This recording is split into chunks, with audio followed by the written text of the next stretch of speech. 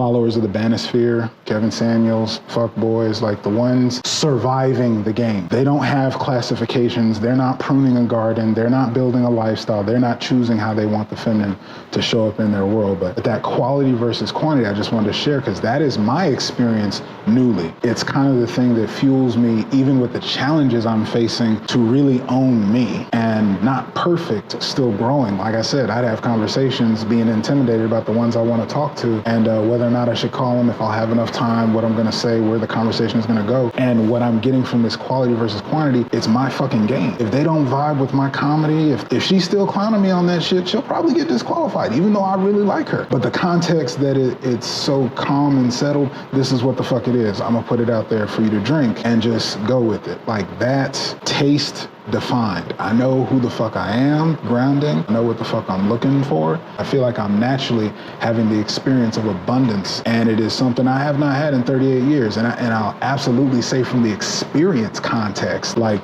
the generations I'm trying to father out there, before you marry, before you're in your 20s, before you make relationships, have this shit lined up. Everybody wins. Do you know how lucky a feminine is to find a grounded masculine lead to step behind that creates a fucking world like versus the boring, the lame, the following? Like, you see them out there in public, the men that are being controlled, that are, happy wife, happy life, that fit into a box. That feminine is not thriving. She's not happy with that shit. She just got a partner. She's just got security. She knows this motherfucker ain't going nowhere and ain't nothing better showed up type shit. Anyway, let me get off the soapbox. The context, though, truly having abundance. This is the shit that 20 years ago I believed in my heart. Fuck that, gotta have money, gotta have looks, gotta be this, that, and the other. Any man, any woman, anywhere. That's what the dance should be. And that's all the fuck I followed for 20 years. And here we are.